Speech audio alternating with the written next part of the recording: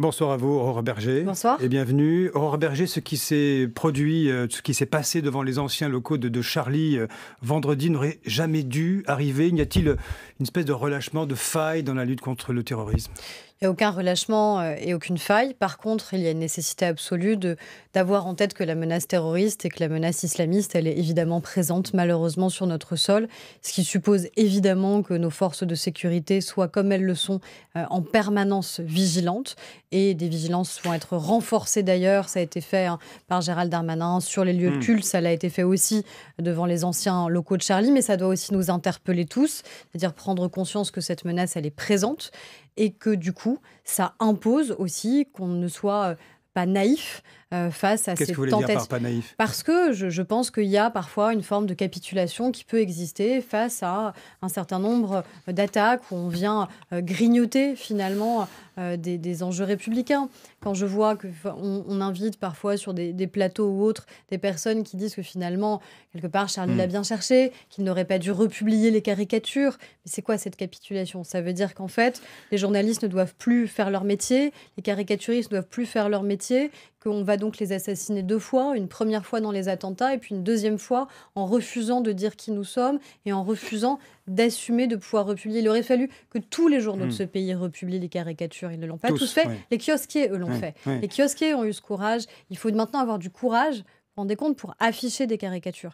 Et donc ça, oui, je crois qu'il faut qu'on en soit tous conscients. Ça, pour vous, c'est une forme de renoncement implicite collectif, oui, ça. C'est un renoncement implicite collectif. Et je pense qu'il ne faut en aucun cas capituler sur ces sujets-là, parce que c'est là-dessus qu'on se fonde aussi le pacte républicain. Alors, Emmanuel Macron va s'exprimer sur ces questions, les séparatismes, vendredi prochain. En quoi un projet de loi contre les séparatismes, notamment l'islam radical, serait un début de réponse ?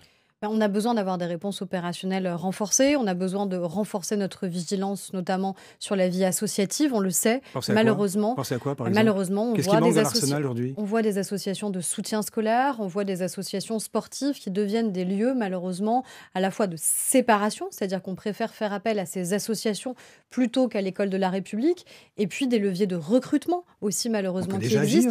On a besoin de renforcer les pouvoirs, notamment opérationnels de nos préfectures, des services de l'État, notamment sur le financement des associations. Un autre point, on en a parlé, qui est la question des certificats de virginité. Peut-être que les Français ont découvert à ce moment-là qu'on acceptait en France de délivrer des certificats de virginité. C'est-à-dire que ce sont des jeunes filles, des jeunes femmes qui viennent voir leur médecin sous la pression de leur famille et on leur demande de pouvoir ensuite présenter un certificat prouvant qu'elles sont vierges et donc qu'elles peuvent être mariées. C'est quoi le destin ensuite de ces jeunes filles et de ces jeunes femmes quand elles reviennent avec ce bout de papier qui est donc validé par... Mais non, et tout le monde n'est pas d'accord sur ce sujet-là. Mais c'est bien ce qui est inquiétant, c'est que tout le monde ne soit pas d'accord. Évidemment qu'on ne peut pas accepter qu'en République, on puisse délivrer un certificat de virginité qui va ensuite permettre quoi ? Donner un blanc-seing à des mariages forcés. Mais vous ne pensez pas ça, que la République doit la loi de s'interpeller. 1905 et les lois qui ont suivi au fil du siècle ne suffisent pas à faire face à la situation ? Elles existent déjà. Aujourd'hui, vous voyez bien qu'on a des menaces qui sont de nature diverse, qui se sont renforcées. La loi de 1905, de fait, elle ne prévoyait pas les sujets qu'on vient d'évoquer sur des risques de dévoiement de la vie associative ou sur des certificats de virginité. Il y a aussi la question opérationnelle. On a renforcé les renseignements territoriaux qui avaient été démantelés sous Nicolas Sarkozy. On a renforcé les forces de sécurité avec 10 000 policiers et gendarmes supplémentaires parce qu'on a aussi besoin qu'ils soient présents sur le terrain. Eh bien, tout cela, il faut évidemment le continuer, le poursuivre. Mais encore une fois, ça passe aussi par refuser qu'il y ait le moindre renoncement implicite, la moindre capitulation dans nos vies quotidiennes. Ce n'est pas une loi d'opportunité parce qu'au fond, il y a un problème. Mais c'est une loi nécessaire. C'est une loi nécessaire face à des problèmes qu'on ne peut plus ignorer et on ne peut pas être naïf face à ce qui existe dans un certain nombre de nos quartiers dans ce pays. Aurore Berger, est-ce que vous comprenez la colère des professionnels des bars, des restaurants, ça concerne pour les restaurants Marseille, la Guadeloupe, Aix-en-Provence, pour ces histoires de fermeture dans la lutte contre le Covid-19 ? Personne n'a envie de devoir fermer son établissement. On a l'impression que c'est ciblé sur eux. Mais il n'y a pas de cible. Ce qu'il faut, c'est comment on fait pour essayer de contenir au maximum un virus pour lequel, dans un temps record évidemment, nous n'avons pas encore de vaccin. Donc, on n'a pas d'autre choix à un moment que d'arriver à cibler le plus précisément possible les lieux qui peuvent malheureusement être des lieux où il y aura une plus forte contamination. Donc, on le fait sur une base scientifique, en fonction des taux de viralité et en fonction de Mais ces ça peut lieux-là. Donc, concerner l'école, l'entreprise, je les transports en comprends, commun? mais ça doit Pourquoi les bars et concerner restaurants? parce que déjà, les bars-restaurants, vous me permettrez de ne pas les Hmm. comparer à ce que représente l'école de la République. Je crois que c'est évidemment important que la vie sociale et économique de notre Lieu de pays puisse convivialité. continuer, mais il me semble que l'école de la République, c'est autre chose. Et de fait, vous brassez pas les mêmes typologies de population quand vous êtes avec des enfants, avec un port obligatoire du masque à partir de 2 ans. Et quand vous êtes à l'école, au collège ou au lycée, toute la journée, vous portez un masque. De fait, quand vous Hmm. êtes attablé au restaurant ou au bar, pour des raisons assez évidentes, vous ne pouvez pas garantir le port du masque.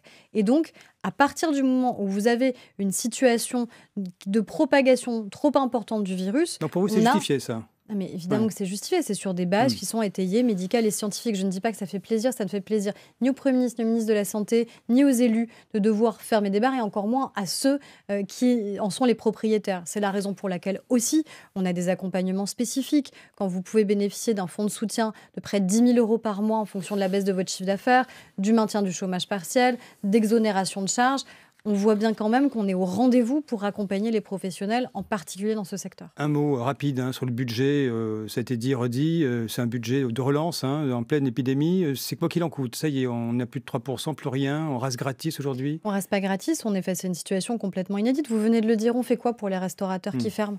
On dit débrouillez-vous, ça ne nous concerne pas. Nous, on est juste là pour préserver de la menace qui est une menace sanitaire. Non, on doit être évidemment en soutien, en accompagnement, à la fois pour les entreprises, puisqu'on baisse de 10 milliards d'euros les impôts sur les entreprises Ça, c'est pour leur contesté, permettre. ça, par l'opposition. Mais Oui, oui. on verra qui conteste et ce qu'il propose. Moi, ce que je sais, c'est qu'on a des TPE et des PME qui, tous les jours, malheureusement, luttent pour maintenir leur activité et maintenir l'emploi. Et donc, c'est ça qu'on doit pouvoir faire dans notre pays, c'est garantir le maintien de l'emploi.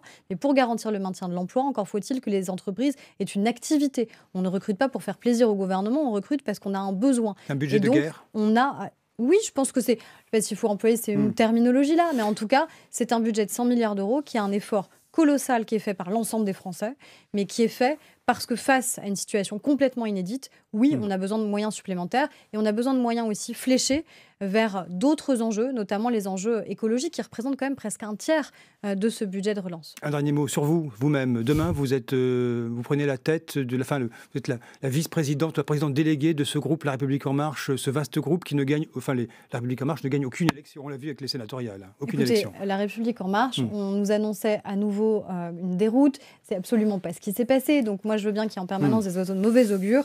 Ce que je vois, c'est qu'on a un jeune mouvement qui a 4 ans d'existence.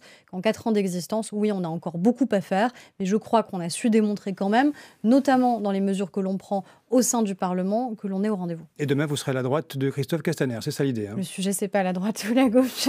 Le sujet, c'est juste d'être rassemblés pour que le groupe fonctionne. Merci à vous, Aurore Berger, Merci. députée La République En Marche des Yvelines. Et demain, on appelle ça comment? Présidente déléguée On verra demain, voilà, c'est au du président groupe, du groupe de l'annoncer et pas à moi. d'avoir été l'invité du Merci à 1850 vous. France Info.